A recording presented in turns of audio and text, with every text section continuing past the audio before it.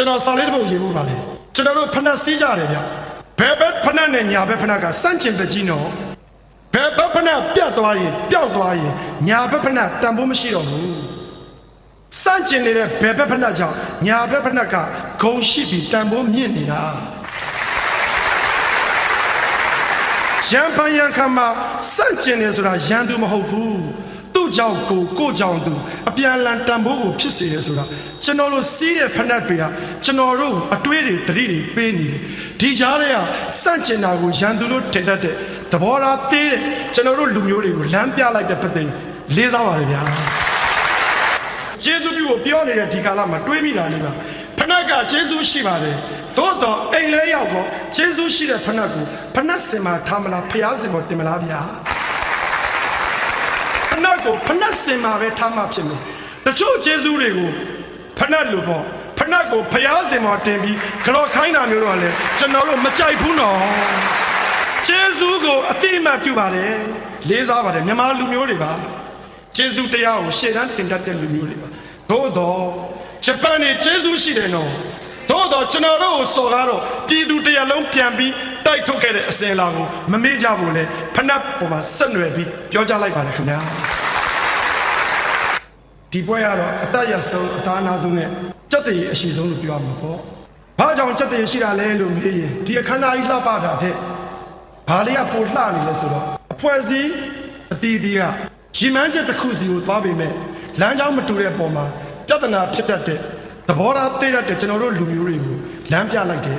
ကျွန်တော်ဒီစာလေးကိုဖတ်လိုက်တော့ရင်ခုန်သွားတယ်ဗျဒီလိုဖြစ်ဖို့တဲ့ပေါင်းစည်းထားတဲ့အဖွဲ့တွေမှာမြို့သားဒီမိုကရေစီအဖွဲ့ချုပ်ပါတယ်ပြည်တော်စုကြံ့ခိုင်ရေးနဲ့ဖွံ့ဖြိုးရေးပါတီပါတယ်တိတ်ချက်တည်းရှိတာပဲဗျာ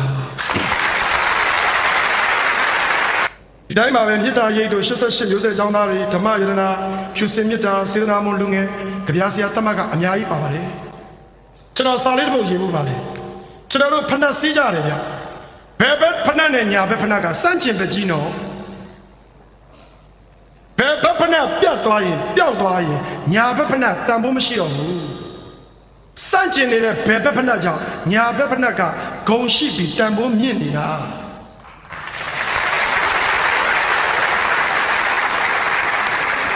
ရံပန်ရံခါမှာစန့်ကျင်နေဆိုတာရန်သူမဟုတ်ဘူး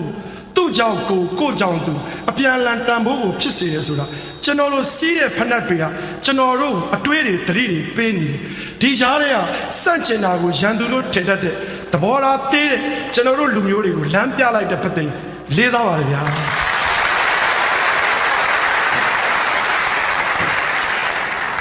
ကျေးဇူးပြုဖို့ပြောနေတဲ့ဒီကာလမှာတွေးမိတာလေးပါဖဏတ်ကကျေးဇူးရှိပါတယ်သို့တော့အိမ်လဲရောက်တော့ကျေးဇူးရှိတဲ့ဖဏတ်ကိုဖဏတ်စင်မှာထားမလားဖျားစင်မှာတင်မလားဗျာ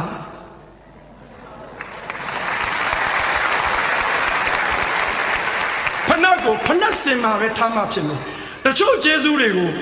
ဖဏတ်လို့ပေါ့ဖဏတ်ကိုဖျားစင်မှာတင်ပြီးကြော်ခိုင်းတာမျိုးတော့လေကျွန်တော်တို့မကြိုက်ဘူးနော်ကျေးဇူးကိုအတိအမှတ်ပြုပါတယ်လေးစားပါတယ်မြန်မာလူမျိုးတွေပါကျေးဇူးတရားကိုရှေ့တန်းတင်တတ်တဲ့လူမျိုးတွေပါသို့တော့ဂျပန်နေကျေးဇူးရှိတယ်နော်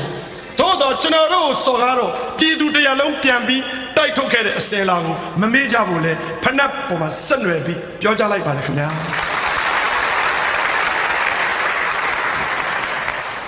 ကျွန်တော်ပြောမဲ့ခေါင်းစဉ်ကလက်အလှပြိုင်ပွဲကျွန်တော်ချက်ချင်းတော့ကျွန်တော်စကားလေးကိုမပြောချင်သေးဘူးဗျအကြောင်းကဒီလိုပါဒီအကြောင်းမပြောရင်ပရိသတ်နဲ့လည်းရင်းနှီးအောင်ရဲ့ဒီမှာပြင်ဆင်ထားတဲ့အခမ်းအနားပေါ်မှာကျွန်တော်ဖြစ်လာတဲ့ခံစားချက်ကလေးတွေဝေမျှခွင့်ပြုပါဒီလိုဗျရုံးငယ်ကလေးစာအုပ်ကလေးနဲ့လှလိုက်တာငင်းချမ်းရေးငင်းချမ်းသောလူပေါင်းတို့ဒီနေ့ဆောင်းတွင်ရတိတ်မဲ့အေးဘူးဗျကျွန်တော်ကိုရစ်ဖြစ်ရကလေးပြောပြပါရစေပြီးခဲ့တဲ့နေ့ဒီလိုဆောင်းတွင်တိတ်အေးလာတဲ့အချိန်မှာကျွန်တော်အောင်ပန်းဟဲဟိုရွှေညာစာပေဟောပြောခရီးကိုကျွန်တော်သွားခွင့်ရတယ်ဟဲဟိုမှာတဲကြဘလောက်အေးလဲဆို-2 -3 degree Celsius လောက်အေးပါတယ်အေးလို့အိမ်သားတောင်မတည့်ရဲဘူးခန္ဓာကိုယ်ရင်နဲ့တန့်စင်လို့ရှိရင်တခါတည်းကိုတုံခဲသွားမလားအောင်မေးရအဲ့ဒီလောက်အေးတဲ့ဟဲဟိုမှာ 3ညအိပ်ရတာပေါ့အဲ့ဒီမှာအခြေခံပြီးပြောလိုက်ပြန်အိပ်လိုက်ပြောလိုက်ပြန်အိပ်လိုက်တမနဲ့ဂျုံငယ်ကလေးအကြောင်းပြောချင်တယ်အဲ့ရထားတဲ့အချိန်မှာတကားပေါက်လဲဖွင့်လိုက်တော့ကျွန်တော်တကားပေါက်ရှိမှာဂျုံငယ်ကလေး9ကောင်ညအေးမိပြီးတော့တေးနေတာအေးလုံးတော့ဂျုံငယ်ကလေးတွေ့ကျွန်တော်လူသားတယောက်အနေနဲ့ဒီငယ်ကလေးတွေမြေပြင်ပေါ်မှာကြာနေတာတွေ့တော့စိတ်ထဲမကောင်းဘူးတကယ်တေးတာဟုတ်ရဲ့လားမေ့မျောနေတာလားသိချင်တော့ဂျုံငယ်ကလေးတွေကိုကျွန်တော်ယူလိုက်တယ်ဗျကျွန်တော်အခန်းထဲပြီးတော့ကျွန်တော်မှပါတဲ့တပည့်ကလေးနဲ့ကျွန်တော်ပုတ်ပေးတယ်ပြီးတော့အာမူလေးနဲ့ခေါင်းလေးကိုကျွန်တော်အပူလေးပေးလိုက်တာအဲ့ဒီအချိန်မှာဂျုံငယ်9ကောင်မှာ3ကောင်ကအသေး4ကောင်ကရှင်တယ်ဗျအကုန်မသေးဘူးဒါပေမဲ့အံ့ဩစရာကောင်းတာရှင်တဲ့ဂျုံငယ်4ကောင်ရဲ့ထူးခြားချက်ကတော့ဂျုံငယ်ကလေးကနိုးလဲလာရောအေးခဲနေရကနေပြီးတော့ဂျုံငယ်ကလေးကကျွန်တော်ရဲ့အပူပေးတဲ့အောင်ဝင်လေးကြောင့်တတိယပြီးနိုးလာတဲ့အခါအတောင်ပံလေးကိုဖြတ်လိုက်တော့အတောင်ပံလေးရဲ့အောက်မှာစာကလေးလေးတစ်ကောင်ညအသက်ရှင်နေတဲ့ဂျုံငယ်ကအတောင်ပံထဲမှာစာကလေးလေးတစ်ကောင်စီသို့မဟုတ်ဘယ်ညာမှာ2ကောင်စီပါတာတွေ့ရတယ်တေဆုံးသွားတဲ့ဂျုံငယ်တွေရဲ့အတောင်ပံအောက်ထဲမှာကျတော့စာကလေးလေးတွေမပါဘူးဒါနဲ့ညစာပေဟောပြောပဲပြီးအပြန်မှာကျွန်တော်ဂျုံငယ်ကလေးအကဲခတ်တိတ်အေးတဲ့အချိန်မှာခန္ဓာကိုယ်သေးတဲ့စာကလေးလေးတွေကအေးတံကိုမခံနိုင်တော့ဂျုံငယ်ကလေးတွေပဲပူပူကတ်တာကျွန်တော်ညအေးတဲ့အခါမှာယောက်ျားမိန်းမနာကတ်တယ်လို့ပေါ့ဗျာကတ်တာပေါ့အဲ့ဒီခါမှာအတ္တကြီးတဲ့ဂျုံငယ်တွေကလေစာကလေးတွေအတောင်မှန်နဲ့မကတ်နဲ့မလာနဲ့မင်းငါမကူညီဘူးတွားအဲ့ဒီလိုဂျုံငယ်တွေအတောင်မှန်အောက်ကိုစာကလေးအဝင်မခံမဲအတ္တကြီးတဲ့ဂျုံငယ်တချို့လေအေးလို့ကတ်လာတဲ့ခါမှာအတောင်မှန်လေးကိုဟာပြီးတော့သူ့အတောင်မှန်အောက်ထဲကိုစာကလေးလေးကိုသိမ့်ပိုက်လိုက်တဲ့ငှက်မတူဘူးဗျာအတ္တကြီးတဲ့ဂျုံငယ်မင်းကငါမကူညီဘူးမကတ်နဲ့ဆိုတဲ့ဂျုံငယ်တွေကတည်ဆုံးတာတွေ့ရတယ်ဘာကြောင့်လဲဆိုတော့စာကလေးလေးရဲ့ခန္ဓာကိုယ်မှာရှိတဲ့အပူငွေ့အတောင်မှန်လေးအောက်ကိုရောက်တဲ့အခါအေးခဲတဲ့ဓာတ်ကိုစာကလေးလေးတွေကိုထွေးပိုက်လိုက်တဲ့ဂျုံငယ်ကလေးကခန္ဓာရင်ပေါ်ရှိပြီးမေမျောယုံနဲ့မေမျောတာမသေးဘူးဗျာကျွန်တော်ဒါကိုကြည့်ပြီးလောကအတွက်ဒါသနာတစ်ခုရတယ်အတ္တကြီးပြီးကိုကြိုးကြည့်တဲ့လူတွေတည်တတ်ကြပါလားဗျာ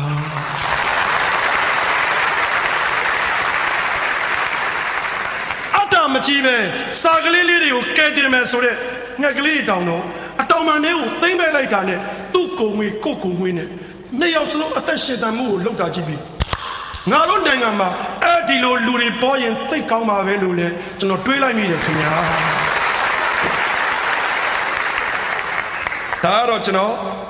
ဝါမီရတော့နော်တယောက်မိတ်ဆက်တဲ့သဘောပါကဲဒုတိယပိုင်းလေးလည်းမိတ်ဆက်အောင်မယ်ဗျမနေ့ကကျွန်တော်လာကြပါတယ်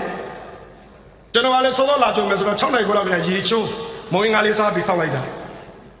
ရန်ကုန်မြို့ကလည်းဘယ်လောက်ကြီးကျယ်မှမသိဘူးဘီလီတရာကလည်းဘယ်နှခုရှိမှမသိဘူးကျွန်တော်ရောက်တော့10နာရီခွဲနေပြီဒီရောက်တော့3နာရီကျော်မှရောက်တယ်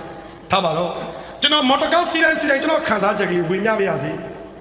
မော်တော်ကားတွေအခုဈေးပေါ်လာတယ်မော်တော်ကားတွေကလည်းကောင်းသလားမမင်းနဲ့စနိုးထားလို့နှိုးမှမသိဘူးအဲ့အခွန်းနဲ့တော်တော်လေးကိုတက်တောင့်တက်တာရှိပါတယ်နိုင်ငံတော်ကိုလည်းကျေးဇူးတင်ပါတယ်ဒါပေမဲ့မော်တော်ကားလေးစီးရင်ကျွန်တော်တွေးမိတာပြောချင်တာလမ်းတွေကလည်းကောင်းနေတယ်ဥပမာနေပြည်တော်ရန်ကုန်နေပြည်တော်မန္တလေးလမ်းမကြီးကောင်းတယ်ရေးတာတော့အမြန်လမ်းမကြီးတယ်ဒါပေမဲ့မြန်မောင်းဝင်မပေးဘူးဘာနဲ့တူလဲဆိုတော့ဒီမိုကရေစီလို့ပြောပြီးခင်ဗျားတို့သိပြောလို့မရသေးဘူးနော်လို့ပြောတာနဲ့တူနေတယ်ဗျ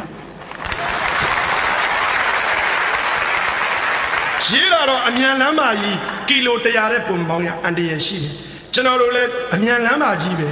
သို့တော့ကီလို100တဲ့ပုံမောင်းလို့တော့မရသေးဘူးဗျကျွန်တော်တွေးမိတာလေမော်တော်ကားကြီးနဲ့သွားရင်းနဲ့အင်ဂျင်ပါဝါသိကောင်းတာလီဘာအနည်းမခံမှုအော်တိုဂီယာနဲ့အင်ဂျင်ပါဝါသမရာကြီးဦးသိန်းစိန်တို့ဒေါအောင်ဆန်းစုကြည်တို့လည်းတူတယ်ဗျအရေးချင်းပြည့်တော့အင်ဂျင်တအားကောင်းတာ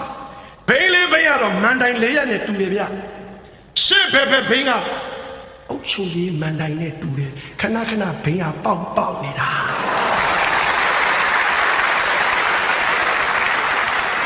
လမ်းလည်းကောင်းတယ်အင်ဂျင်လည်းကောင်းတယ်ရှစ်ဘဲဘိန်းက4ပေါင်းမှခဏဖောက်နေဘယ်ခရီးရောက်မလဲရှင်းညာဘဲဘိန်းကတော့တရားစီရင်မန်တိုင်နဲ့တူတယ်တာယာကဆွဲပြီးခွေးကလိမ့်နေတာအဲ့ဒီတာယာနဲ့ခွေးလဲနေတာတော့တော်တော်ကြာပြီဗျာနောက်ညာဘဲဘိန်းကတော့ဥပဒေပြုမန်တိုင်နဲ့တူပါတယ်လွတ်တော်ကိုယ်စားလှယ်တိတ်တနာစရာကောင်းတယ်တ ပြည်သူအကျိုးလုံးမဲ့ဆိုလွတ်တော်တဲ့ဝင်သွားတာအမားတွေပြင်နေရတာနဲ့တွေကိုသူငယ်တန်းကမတက်နိုင်ဘူး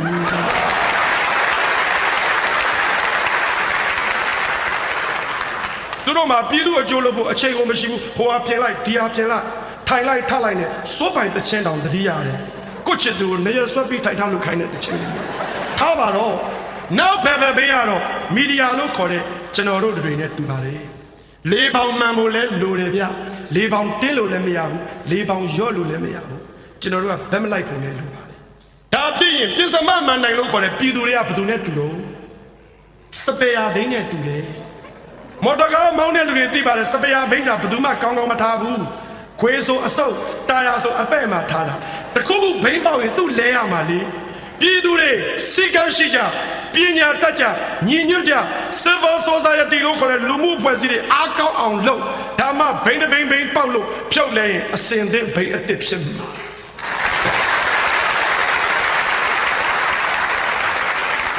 ဒါပြည်လူငယ်ចောင်းသားတွေကဘယ်သူနဲ့တူတော့မော်တော်ကားပေါ်မှာပါတဲ့ passenger တွေနဲ့တူတယ်မော်တော်ကားပေါ်ထိုင်ရင်းနဲ့အသက်တွေကြီးလာတာခရီးကနှင်းနေတော့လူငယ်တွေခင်ဗျာသနာပါတယ်ဒီကနေ့စပယ်ဟောပြောပွဲဆိုတာပြစမမန်တိုင်လို့ခေါ်တဲ့စပယ်ယာဝိအတွက်စကားပြောတာပါစာဖတ်ပါကျွန်တော်တို့လူမျိုးတွေစာမတက်စာမဖတ်လို့ဒုက္ခရောက်ပြီးပြီဒီပေါ်မင်းပါတော်မူတာစာမဖတ်လို့ပါစာမတက်လို့ပါကျွန်ဖြစ်တာစာမဖတ်လို့စာမတက်လို့စာဖတ်နည်း၃နည်းရှိပါတယ် read by reading ရှေ့မှာစာအုပ်တွေရောင်းနေတယ်ဝယ်ဖတ်တာစာအုပ်တော့1500 2000နဲ့မနည်းဘူးဗျကျွန်တော်တို့ဝင်ငွေနဲ့စာအုပ်ဈေးကနည်းနည်းကြီးနေတယ်ဗျဖတ်ဖို့မလွယ်ဘူး reading လုပ်ဖို့အတွက်ကျွန်တော်တို့နိုင်ငံရဲ့ဝင်ငွေထွက်ငွေတနည်းအားဖြင့်စာအုပ်ဖတ်ဖို့အတွက်မျက်လုံးကနှလုံးတနေ့မှာ24နာရီတယ်လီဖုန်းတွေရောကြည့်စရာရှုစရာတွေနဲ့ကျွန်တော်တို့စာဖတ်အားတွေနည်းလာတယ် read by reading ကောင်းပါတယ်သို့တော့ကျွန်တော်တို့အချိန်သိမ့်မပေးနိုင်ဘူးဒုတိယစာဖတ်တဲ့ဤပိုကောင်းတာတော့ read by listening read by listening means စာပေဟောပြောပွဲ in မြန်မာပေါ့ဗျာနားနဲ့စာဖတ်တာမြန်မာဓလေ့ဗျာအခုမှစတာမဟုတ်ဘူးနော်မဟာတက္ကသိုလ်103ဝါဆိုလာပြည့်နေညဥ်ရံမှာပြင်စွဲကြီး9ဦးသမ္မာသမုဒ္ဒဖြစ်တော်မူတဲ့မြတ်စွာဘုရား read by listening ညာပြင်စွဲကြီး9ဦး read by listening ရှင်ခွန်းညာကြီး listening လို့ရင်းနဲ့ good understanding ဖြစ်ပြီးတော့သောတာပန်ဖြစ်သွားတာလေ read by listening ဒီနေ့ဟာစာဖတ်တဲ့ပွဲပါကျွန်တော်တို့သိတာလေးတတ်တာလေးမှတ်ထားတာလေးတတ်လာကြည့်တော့မဟုတ်ပါဘူးကျွန်တော်တို့နည်းနည်းပါးပါးလေးသိတာဝေမျှလာပါကျုပ်လိုပြောဦးမယ်ဗျလေဒီဆရာတော်ဘုရားကြီးလက်ပလောင်းတောင်ပါလေတရင်သုံးတဲ့လေဒီဆရာတော်ဘုရားကြီးကြောက်ဖို့တော့သွားကြည့်ထားအောင်မကြခင်မှာတောပြောင်တောင်ပြောင်နော်ထားပါတော့ဗျာလေဒီဆရာတော်ဘုရားကြီးပြောဦးတာရှိတယ်သူကသူ့ရဲ့တပည့်တော်ဝါကနေပြောတာငါကွာတဲ့စောက်400လောက်လဲဖတ်ပြီးသွားရောတော်တော်လူရဝင်တာကွာလေဒီဆရာတော်ဘုရားကြီးပြောတာလက်အုပ်ချပြီးဆရာတော်ဘုရားကိုရှ िख ိုးဥတင်ပါလေဆရာတော်ဘုရားတပြည့်တော်တော့စောက်40လောက်ဖတ်ပြီးလူပေါ်လူစော်လုပ်နေတာပါတိတ်တက်လာချင်မဟုတ်ပါဘူးရိုးသေးစွာဝန်ခံပါလေစောက်ဖတ်ရင်ဒီလိုပဲလူရဝင်လာကျွန်တော်ကိုတွေ့ကြဒါဖြစ်ရင်3နည်းအကောင်းဆုံးနည်းရှိတယ်အဲ့ဒါတော့ read by traveling ခရီးသွားခြင်းဟာအကောင်းဆုံးစာဖတ်ခြင်းပဲလေးရင်ပြန်နဲ့သွားခိုင်းတာမဟုတ်ဘူးနော်ပရာဒိုကြီးနဲ့သွားခိုင်းတာမဟုတ်ဘူးနော်လူကြီးတွေလေးမြန်ကြီးနဲ့ခရီးသွားတော့ဘယ်အောက်ခြေအကြောင်းသိမလဲတကယ်ကိုပြည်သူကြားထဲမှာခရီးသွားကြည့်လား read by traveling အကောင်းဆုံးစာဖတ်ခြင်းဖျားရှင်ကိုရောမြတ်ကြီး45ဝါလုံးလို့ read by traveling လောကကြီးကိုစာဖတ်သွားတယ် Aristotle တို့ Plato တို့ကျွန်တော်ဒီနေ့ကြားဖို့ရပညာရှိတယ် read by traveling ခရီးသွားခြင်းကအကောင်းဆုံးစာဖတ်ခြင်းတနည်းအားဖြင့်နိုင်ငံတကာအတွေ့အကြုံရှိရင်ပိုကောင်းတာပေါ့နိုင်ငံတကာမှာကြောင်းနေဘူးရင်ပိုကောင်းတာပေါ့ကိုပြည်ရင်းကဆင်းတဲ့တက္ကသိုလ်ကလူဒီနိုင်ငံကိုပြန်အုပ်ချုပ်တာနဲ့နိုင်ငံတကာကြောင်းနေဘူးတဲ့သူကိုယ့်နိုင်ငံကိုပြန်ပြီးပြုပြင်ပြောင်းလဲအုပ်ချုပ်တာနိုင်ငံတကာနေဘူးရင်ပိုကောင်းတာပေါ့ဗျာကျွန်တော်တို့အာဆီယံနိုင်ငံခေါင်းဆောင်တွေကြည့်လိုက်အကုန်လုံးနှီးပါနိုင်ငံသားတက္ကသိုလ်ဇင်းတွေကြည့်ပဲပြနှီးပါလို့ပြောတာအကုန်တော့မဟုတ်သေးဘူးနော်ပိုကောင်းတာပေါ့နိုင်ငံတကာတက္ကသိုလ်နေဘူးအတွေ့အကြုံနေရမယ်လောကကြီးမှာလူဟာလူပဲအသားဖြူလဲလူမဲလဲလူပုလဲလူဝလဲလူနီဂရိုလဲလူနှာခေါင်းချွန်လဲလူနှာခေါင်းပြလဲလူဘယ်ဘာသာကိုယ်ွယ်လူဟာလူခွင့်ရှိရမယ်ဘယ်လိုအောင်မဆိုယုံကြည်ခွင့်ရှိတယ် language တွေမျိုးမျိုးရှိတယ်အတန်တွေမျိုးမျိုးရှိတယ်ရှင်ချင်းမှုတွေမတူတာကိုအလှဆိုတာနိုင်ငံခြားအကြောင်းတွေမှသိပဲအခုတော့ကိုယ်နိုင်ငံထဲမှာကိုယ်နိုင်ငံကတက္ကသိုလ်ကဆင်းအဘွေတွေမြင့်ပြီးငါတို့သားလေးငါနဲ့နောက်ဆုံးတော့ရှာဖြစ်သွားတာဒီနေ့ပွဲလေးကအလွန်အမတန်စက်တည်ရှိပါတယ်စက်တည်3ရက်နဲ့ပြည့်စုံပါတယ်တစ်ကတော့အခမ်းအနားပြင်ဆင်မှုနှစ်ကတော့အဖွဲ့အစည်းအသီးသီးဖဏတ်တရံကဲ့သို့တကယ်ကိုစန့်ကျင်တာအလှတရားလို့မြင်တဲ့မင်္ဂလာရှိတဲ့နေ့နောက်တစ်ခုကတော့ကျွန်တော်တို့နားနဲ့စာဖတ်ကြရမယ်နေ့ကဲကျွန်တော်ရဲ့လက်အလှပြန်ခွဲလေးစာပြရစီကျွန်တော်အမှန်တိုင်းပြောရင်မသိငိုလာမယ်ဆိုတော့ကျွန်တော်ရင်ထဲကခံစားချက်တစ်ခုပါကျွန်တော်ဘူးတုဒသိမ့်မကြွယ်ဝပါဘူးမသိမှာကြပြဆရာတွေစာရေးဆရာတွေအများကြီးရှိတယ်ဆိုတာကျွန်တော်သိပါတယ်ပသိမ်နဲ့ပတ်သက်လို့သိတာငငယ်တော့ကျွန်တော်မပသိမ်သူနဲ့ပသိမ်သူလေးတွေကိုရင်သိပ်ခုန်ကျင်ခဲ့တာဒီနေ့မိုးချုံမရောက်တော့ကျွန်တော်ဒီနေ့ရင်ခုန်ခွင့်မရလိုက်ဘူးခဏလေးတော့ပတ်ကြည့်လိုက်တယ်ဗျငငယ်တော့ပသိမ်မောင်စိမ့်သူဆိုတာသူတချင်းငယ်တော့ရှောက်អော်ခဲ့တာပေါ့အရွယ်လေးရောက်တော့ထွေးရင်တင်ကိုပသိမ်သားမှန်းသိလိုက်တော့ကွာကျွန်တော်ရင်ထဲမှာပသိမ်ကိုချစ်တတ်လာဗျကျွန်တော်မတကားပေါ်မှာတချင်းလေးတစ်ပုတ်စိတ်ထဲကဆူလာတယ်ဗျလူတန်းတည်းတဲ့တချင်းမှာကျွန်တော်ငငယ်တော့က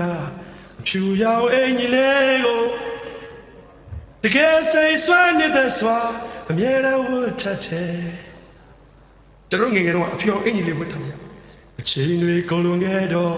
ကျွန်တော်လည်းအရွယ်ရောက်ပြီးဖြူစင်လာတော့အင်ကြီးလေးဝတ်ဖို့ရှက်လာတယ်အင်ကြီးဖြူဝတ်တဲ့လူတွေရှက်တဲ့နာတော့ရှက်ကြအောင်ဗျာခင်ဗျားတို့ဝိဒါလာအဖြူရ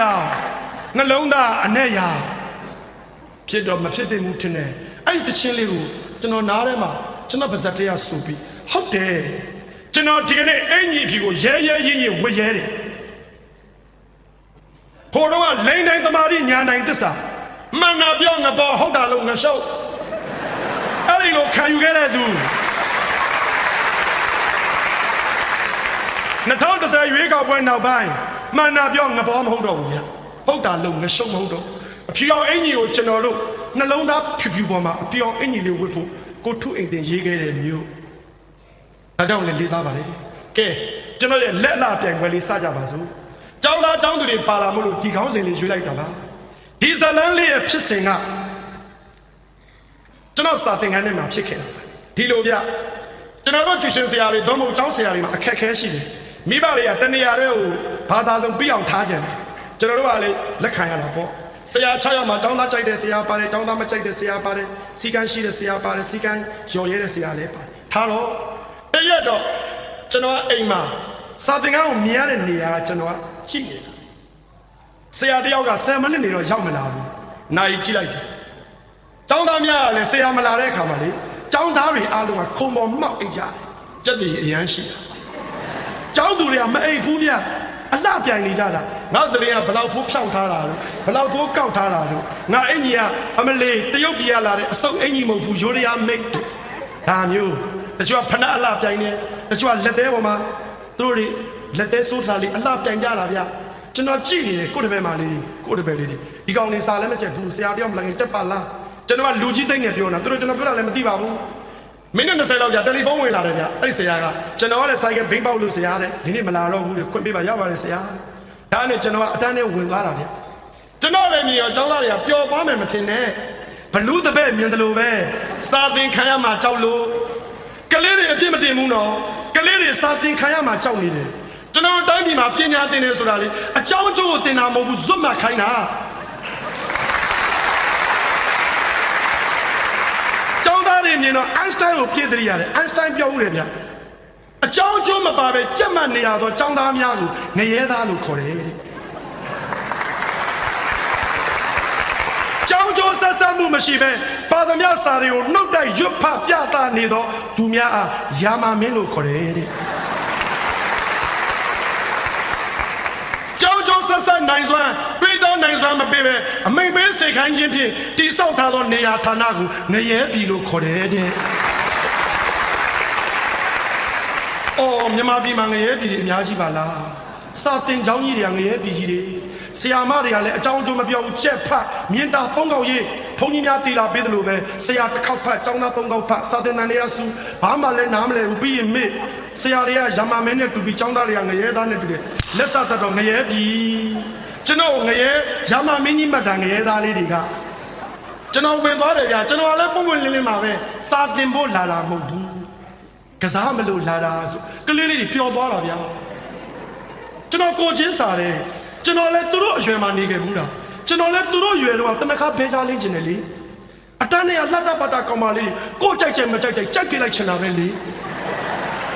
ဒါမှန်တရားပဲကြပြားလေးစားတွေကိုသိကြိုက်တဲ့ကြပြားလေးဥပမာဆိုပါစို့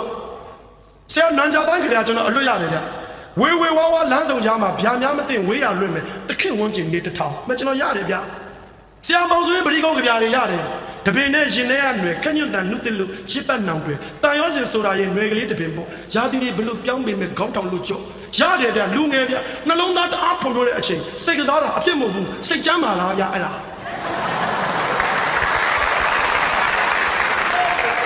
စိတ်ကဘယ်တော့မှကြမ်းပါလေဆိုသူတို့ចောင်းသားအရွယ်တော့ကျွန်တော်အချက်ကပြားလေးအများကြီးရေးတယ်အတန်းနဲ့တီတာဆိုတဲ့ကောင်မလေးကိုကြိုက်တော့တီတာကျင်နဲ့အသေးသက်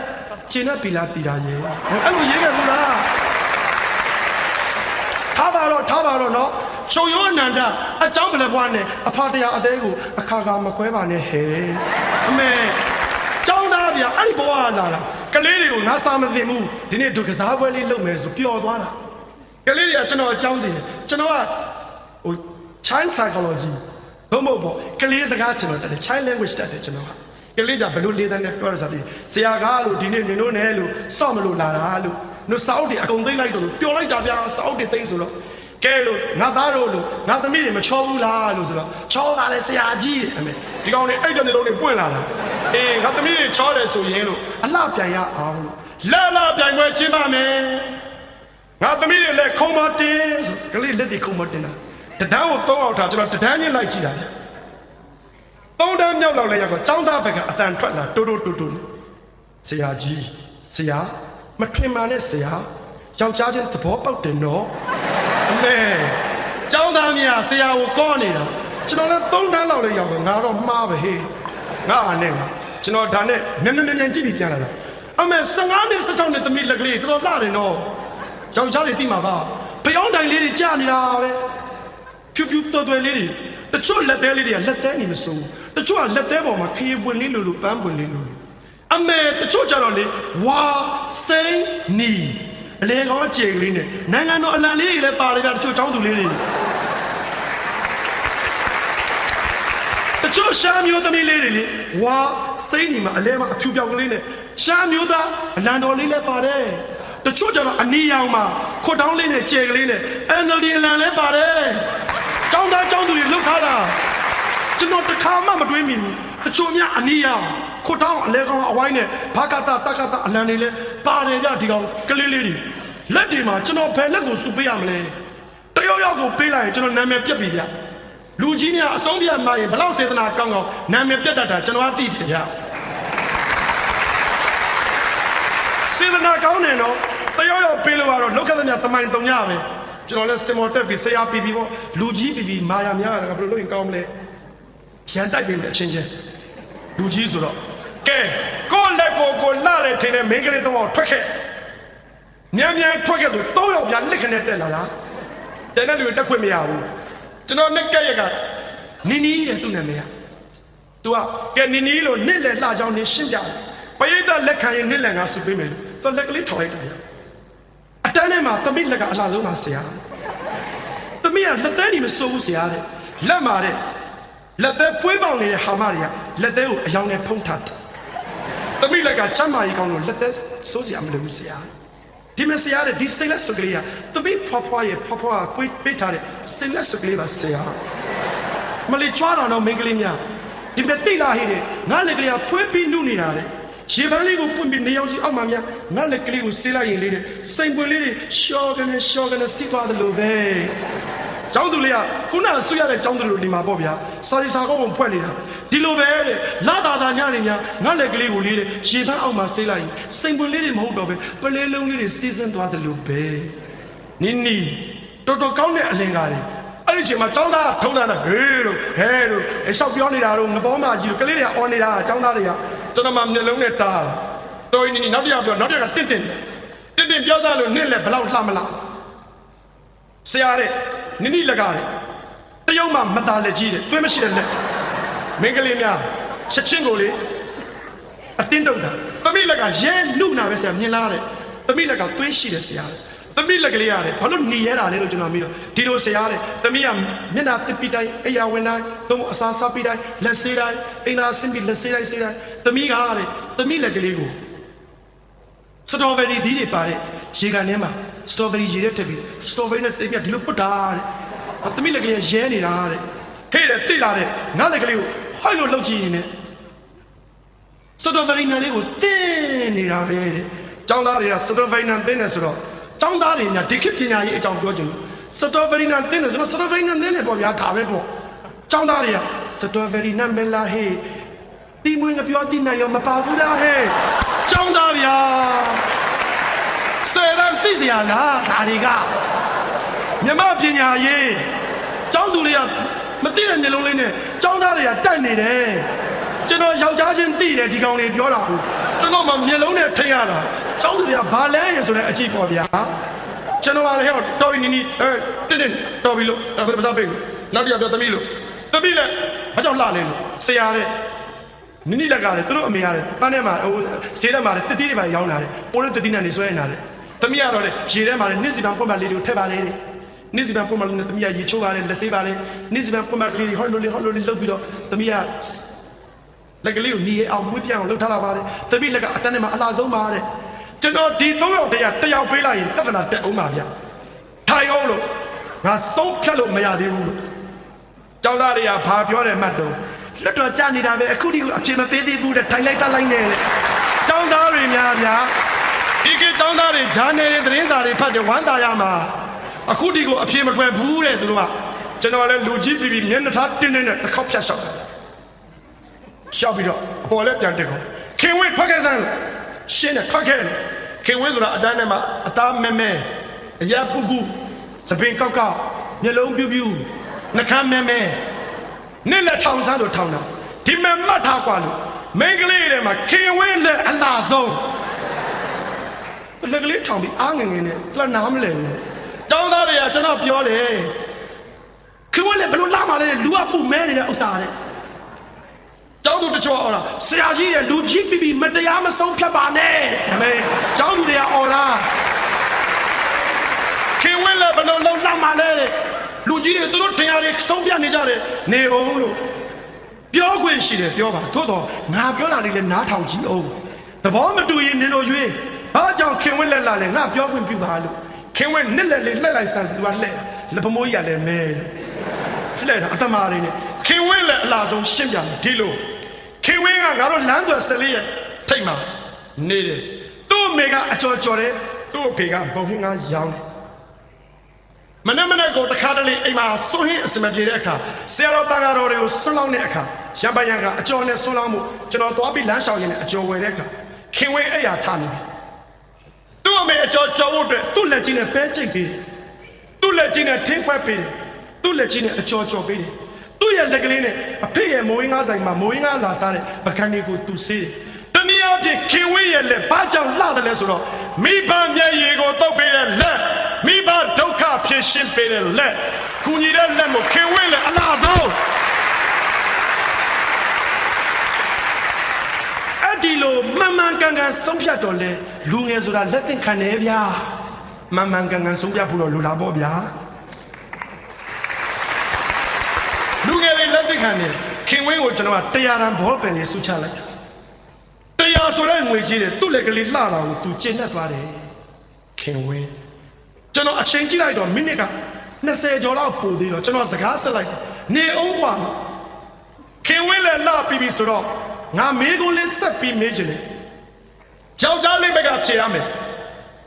အကုန်လုံးငြိမ်သွားတာကျွန်တော်ကစာတင်ကလေးတွေနဲ့အမေးဖြေလုပ်ချင်တယ်မင်းတို့တခြားဖြေကဘာပေါ်မှာအလားဆုံးလက်ဘသူလက်တော့กว่าကျောင်းသားတယောက်ဖြေဆိုချက်ချင်းထားရမင်းနဲ့မပြောစမ်းကျွန်တော်နာမည်ကပ်ပြရပါဆရာဟာမင်းကပ်ပြရမဟုတ်ပါဘူးကွာလို့မင်းဝင်းနိုင်မလားလို့ဟုတ်ပါတယ်ဆရာတကယ်ချင်းနဲ့ကပ်ပြရလို့ခေါ်တာကျွန်တော်ဖုန်းတောင်းမှနေတောင်းတယ်လို့ပါဆရာ ကဘာပေါ်မှာအလားဆုံးလဲဘုသူလက်တော်ဆရာရဲ့လွယ်လွယ်လေးပါတမ္မာတန်ဗုဒ္ဓဖြစ်တော်မူသောမြတ်စွာဘုရားရဲ့လက်ကအလားဆုံးပါဘာလို့လာလဲကွာလို့ဆရာစဉ်းစားကြည့်ပါလောကသုံးပါးစလုံးရဲ့ဒုက္ခကိုဖြေရှင်းပေးတယ်အများကျိုးဆောင်ရွက်တဲ့လက်လောကသုံးပါးစလုံးကိုအဲ့ဒီတော့လည်းမျက်ရည်တုပ်ပေးသလိုဒီနေ့လည်းဘုရားရှင်ကိုယ်တော်မြတ်ကြီးလည်းကျွန်တော်တို့ပူဆွေးတော့ကတွေကိုလာပြီးမျက်ရည်တုပ်ပေးနေတဲ့လက်ကျွန်တော်ဒုက္ခတွေကိုဒီကနေ့ထိဖြေရှင်းပေးနေတဲ့တမ္မာတန်ဗုဒ္ဓဖြစ်တော်မူတဲ့ဘုရားရှင်လက်ကအနိုင်နဲ့လက်အလားဆုံးပါဆရာလက်သိခံနေကဲသမီးတွေဘက်ကပြောကဘာပေါ်မှာစက်တည်းအတုံးဆုံးလက်အသေးအမဲဆုံးလက်မင်္ဂလာမရှိဆုံးလက်ပြောစမ်းပါဆိုရှင်းဆုံးကသမီးရထားလွယ်လွယ်လေးပါဘာလို့လက်တော့ဒေဝရလက်လူတိုင်းတည်ပြီးသားပဲဒီကျွန်တော်ဒီအဖြစ်တည်ပြီးသားဘာကြောင့်ဒေဝရလက်ကိုညီရမလာဘူးလို့ပြောတာလက်လေးပိုက်ပြီးပြောတာဆရာကြီးပဲစဉ်းစားကြည့်ပါလေဒေဝရကအရေးချင်းမရှိပဲနဲ့ဖခင်ရဲ့နေရာကိုတောင်းနေဆရာတဲ့အရေးချင်းမရှိပဲနေရာလူကျင်တဲ့လက်တွေမလှပါဘူးဆရာဟုတ်တယ်ဖခင်ရဲ့ဗုဒ္ဓဝင်မှာကြည့်ရင်ဒေဝရကဖခင်ကိုနော်ရှင်ကြီးခေါ်လို့မနေအသက်ကြီးပြီငါဖခင်လုံးမယ်နေနာတော့စီစံအရေးချင်းမရှိပဲနေရာတောင်းတဲ့လက်တွေနေရာယူတဲ့လက်တွေမလှဘူးတဲ့ကလေးများတော်တာဗျာကလေးတွေညံ့နေမထင်နဲ့တော့တော်ခွင့်မရနေတာကလေးတွေကတိလားမပြီးသေးဘူးသူကနောက်တစ်ခုရှိသေးတယ်ဆရာကြီးဘာလဲလို့ဒေဝရလက်ကဘာလို့မင်္ဂလာမရှိတယ်လဲဆိုတော့ဆရာစဉ်းစားကြည့်ပါလေအဇာရတမှာဘာအပြစ်မှမရှိဘူးဆရာလူကြီးတွေကလူငယ်တွေကိုလမ်းမမအောင်ဆွဲခေါ်ရင်းနဲ့အဇာရတခမညာဒုက္ခရောက်သွားတာလူကြီးတွေဥဆောင်မှားလို့လူငယ်တွေဒုက္ခရောက်တာအဲ့ဒီလိုလူငယ်တွေကိုလမ်းမရောက်ဆွဲခေါ်သွားတဲ့ဒေဝရလိုလက်တွေမလှပါဘူးဆရာ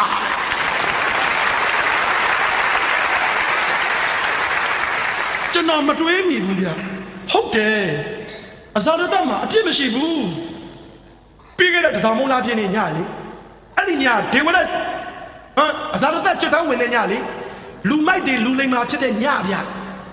ကစားမုံလာပြင်းနေညကရာဇဝင်မှာပြောတာနော်လူမိုက်တွေလူလိမ္မာဖြစ်တဲ့ညဟိုရာဇဝင်မှာပြောတာနော်အဲ့ဒါပြောတာအဲ့ဒီဟာဒီအဇာရတကဘုရားချွတ်လိုက်တော့သူတကယ်ကိုနားလေသွားပြီးလူကောင်းဖြစ်တဲ့ညလေလူမိုက်တွေလူကောင်းဖြစ်တဲ့ညဗျာအမှန်တော့အဲ့လိုဖြစ်ရမှာအခုသာရာဇဝင်ပြောင်းမပြောင်းတော့ကျွန်တော်မသိဘူးအဲ့ဒါတမိုင်းကိုပြည်သူကတင်ပါကိုထားတော့ဗျာဟုတ်တယ်လူငယ်တွေကိုလမ်းမရောက်အောင်တွန်းပို့တဲ့လက်ဆွဲခေါ်တဲ့လက်တကယ်ဒေဝရလက်မလာဘူးသူဆက်ပြောသေးတယ်ကျွန်တော်တည်ပြီးသားပုံနဲ့အကြောင်းမောင်းနေစင်တာတွေများတွေနဲ့ပြစ်တာတွေနာလာဂရီစင်ကိုအရင်နဲ့တိုက်တာတွေကလေးတွေတော်တယ်ကျွန်တော်ကဒါနဲ့ကဲနင်တို့ပြီးတော့ငါလည်းဟာလို့ဟုတ်တယ်လို့ကဘာပေါ်မှာလက်တွေရှိလာတဲ့လက်တွေမလာတဲ့လက်တွေအများကြီးရှိတောင်းတဲ့လက်ကောင်းတဲ့လက်လူရလက်ယူတဲ့လက်မှားတဲ့လက်တရားတဲ့လက်အပြုတ်လက်အဖြတ်လက်မန်ဝင်တဲ့လက်စံတင်တဲ့လက်မောက်တဲ့လက်လှန်တဲ့လက်တိုက်ထထရဲ့လက်ဒေဝရရဲ့လက်သူဝနာတာမရဲ့လက်အဇာရတရဲ့လက်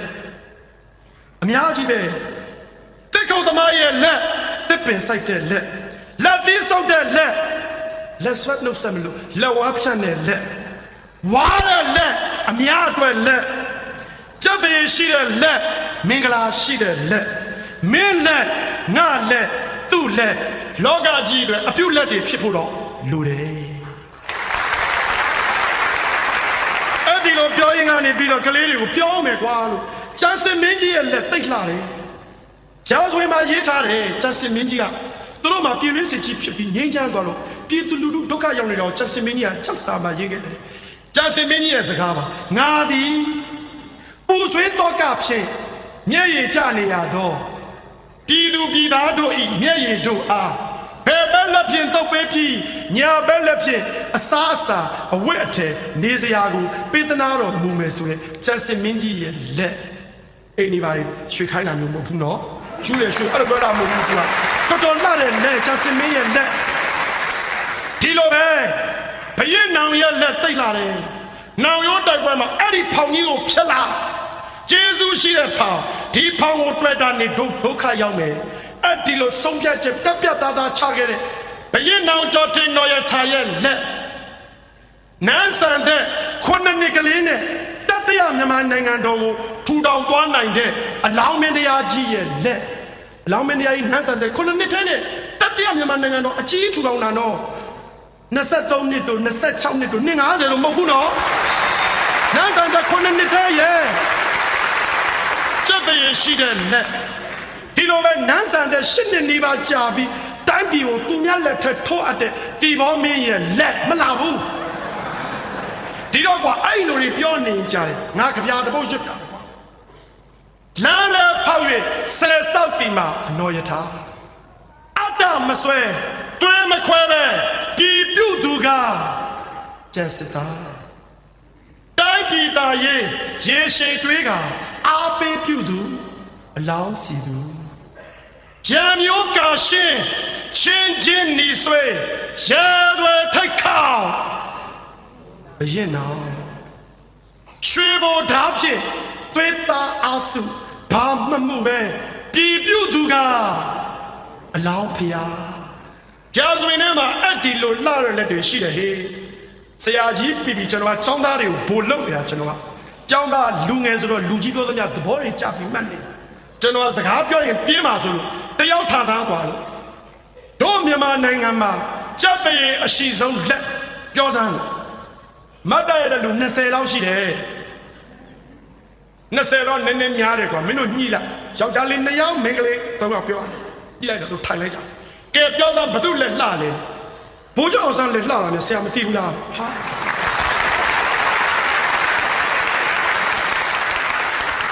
ဆရာဘိုးကျောင်းဆန်းကျေးဇူးအကြီးနော်တဲ့ဘိုးကျောင်းဆန်းကျေးဇူးကြမပြောဘူးဆရာရဲ့တဲ့ဘာမဟုတ်တဲ့ကျေးဇူးသာပြောနေတာတဲ့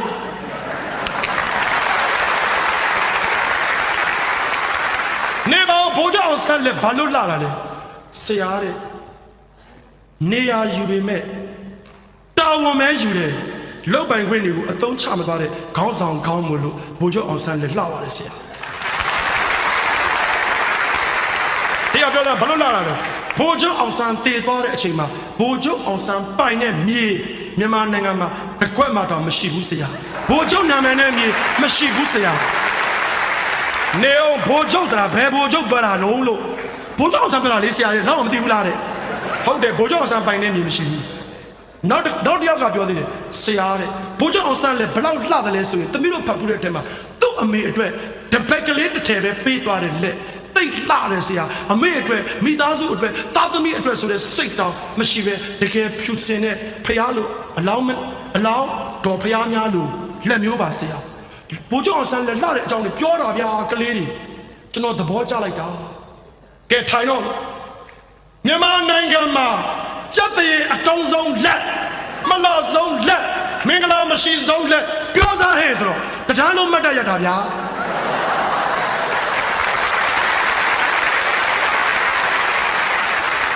တရားလုံးရလိုက်တော့ကျွန်တော်နည်းနည်းလေးလန့်သွားတယ်ဗျာငါမေးခွန်းတော့နည်းနည်းလေးလွန်သွားပြီတအူတော့နည်းနည်းကျွံသွားပြီဒီကောင်ကြီးအားလုံးဘယ်သူဖြေမလဲ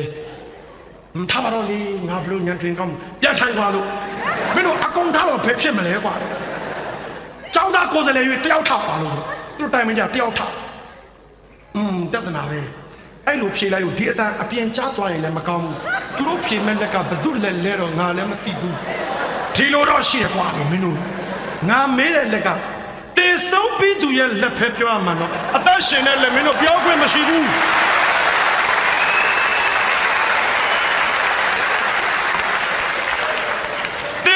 လက်ဖက်ပြောရမှာအသက်ရှင်တဲ့လက်မပြောဘူးဆိုတော့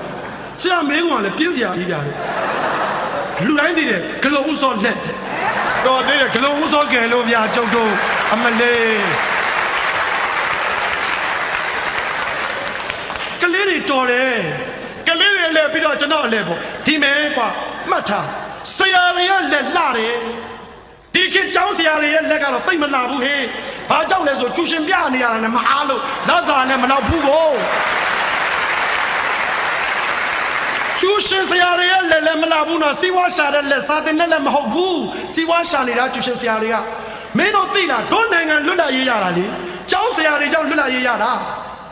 1920မှာအမျိုးသားကျောင်းတွေပေါ်တယ်1920ကို28နှစ်ပေါင်း1948မှာလွတ်လပ်ရေးရတာမင်းတို့သိလားတို့နိုင်ငံမှာပထ မဆုံးပေါ်ခဲ့ပြီးတော့မြန်မာလိုတတ်မှတ်တဲ့နေ့အမျိုးသားနေ့တစ်နေ့ပဲရှိတာလွတ်လပ်ရေးနေ့ကအမျိုးသားနေ့ပေါ်ပေါက်တဲ့နောက်ကြတယ်တစ်နှစ်နောက်ကြတယ်1948ဆိုတော့လွတ်လပ်ရေးရတာ48ကျွန်တော်တို့က1920အချာကြီးပဲတွေ့လို့ရှင်တက်မတော်နေပေါ်တာ1945မှာဗျနည်းနည်းလေးရှိသေးတာအစိုးရပေါ်တာအဲ့ဒီလိုအမျိုးသားចောင်းဘက်အမျိုးသားရေးစိတ်ဓာတ်ရှိတဲ့ចောင်းဆရာတွေကကိုမျိုးကိုလာပြန်ပြီးចောင်းသားလူငယ်တွေကိုတိုင်းချစ်ပြည်ချစ်စိတ်တွေထည့်ပေးရင်းနဲ့အမျိုးသားရေးစိတ်ပေါ်ပြီးလွတ်လပ်ရေးရမင်းသိလားကြာဆုံးသွားတဲ့အာဇာနည်ကိုဦးထဲမှာရဲဘော်မောင်ထွေးနဲ့အတွင်းဦးမောင်ကိုဖယ်လိုက်စမ်း9ယောက်ကျန်တယ်အစိုးရအဖွဲ့ဝင်ကြီး9ယောက်အဲ့ဒီ9ယောက်ထဲမှာចောင်းဆရာဘယ်နှယောက်ပါဟောဒီနာမြောင်းမြမြို့သားကြီးဒီတော့ဥပတ်ချုံအမျိုးသားចောင်းဆရာကြီးဒီတော့ဥပတ်ချုံကကြီး9ချက်တင့်ပြီးကြဆုံးသွားကြရတာကြရှုံးတာလားကြဆုံးတာလားစလိန်လားရခေါင်လားကြပြောင်းတော့ပြောကြရှုံးဆိုတာတိတ်ခါမရှိဘူးကြဆုံးတာကတိတ်ခါရှိတယ်ကျတို့အာဇာနည်ကကြဆုံးသွားတာကြပြီးရှုံးသွားတာမဟုတ်ဘူးတချို့များမကြပဲတောင်ရှုံးတာဒီခေတ်ကြီးမှာရှိလို့စလုံးပေါင်းတော့မှန်အောင်ပြောခင်ဗျားတို့ဒီတော့ဥပချိုចောင်းဆရာသူ့တပည့်တွေအမြဲဆုံးမတဲ့စကားတစ်ခုရှိတယ်ဒီမှာငါတပည့်တို့မှတ်ထားကြပါခေါင်းဆောင်ဆိုတာကိုအသာယူသလောက်တိုင်းပြည်နစ်နာတယ်ကွာကိုအနစ်နာခံသလောက်တိုင်းပြည်ตายရတယ်ကွာမှတ်ထားခေါင်းဆောင်ဆိုတာစိန်နဲ့ရွှေတွေခြေတထားတယ်မခိုက်တရဖူစောင်းလို့တယ်ကိုချင်းသိခါတည်မြဲခြင်းဆိုတဲ့အုပ်ပေါင်းကိုပေါင်းတာကပိုပြီးစက်တရေရှိတယ်ကွာလို့ဆုံးမခဲ့တာကျောင်းဆရာရဲ့လက်ဒီတော့ဥပတ်ချုံဒီလိုပဲဗျအသက်50ကြီးနှစ်ချက်တင်ပြီးကြာဆုံးခဲ့ရတယ်ပြည်မြောက်နောက်ဘက်ကထုံးပုံသားအရေးအကြီးဆုံးပြည်ထောင်ရေးဝန်ကြီးအဖြစ်ခန့်ထားတဲ့ဗိုလ်ချုပ်အောင်ဆန်းရဲ့ဆရာတခင်မြသူကကလေးတွေပါလို့ပါ1899အောက်တိုဘာ9ရက်မှာဝေးဖွာတယ်ကျောင်းဆရာရဲ့လက်သိလာတယ်ကျွန်တော်ဒီနေရာမှာစကားလေးဆက်လို့အတွေးလေးပေါ်လို့ပါဗိုလ်ချုပ်အောင်ဆန်းကိုတက်မတော်ရဲ့ဖခင်လို့ပြောရင်တခင်မြကိုတက်မတော်ရဲ့ဖိုးအိမ်လို့ခေါ်တဲ့နေဗျစာဖတ်ရင်သိတယ်ဗိုလ်ချုပ်တို့တရုတ်ပြည်တို့ဂျပန်ပြည်တို့ရဲဘော်3ချိန်သွားဖို့ပြည်တွင်းမြေအောက်တော်လိုင်းကြီးခေါင်းဆောင်ဖြစ်နေကြတာတခင်မြဗိုလ်ချုပ်ကပြည်ပမြေအောက်တော်လိုင်းကြီးခေါင်းဆောင်ရဲဘော်3ချိန်ဖြစ်ဖို့တွန်းအားပေးခဲ့တာတခင်မြဗိုလ်ချုပ်အောင်ဆန်းကိုတက်မတော်ဖခင်လို့ပြောရင်တခင်မြတက်မတော်အဖိုးကကျောင်းဆရာနော်တခင်မြပြောတဲ့စကားသိကောင်းတယ်ဒီမင်္ဂတပည့်တို့တဲ့ဒီနိုင်ငံမှာနေတဲ့နိုင်ငံသားတိုင်းကိုယ်နိုင်ငံရဲ့အရေးကိုကိုစိတ်ဝင်စားရမယ်ကိုယ်နိုင်ငံရဲ့အရေးကိုကိုစိတ်ဝင်စားဘူးဆိုရင်ဒီတိုင်းပြည်ဘယ်လိုမှမလွတ်မြောက်နိုင်ဘူးနိုင်ငံရေးဆိုတာဒီနိုင်ငံမှာနေတဲ့လူတိုင်းလောက်ခွင့်ရှိတဲ့လူအခွင့်အရေးတရားပဲတဲ့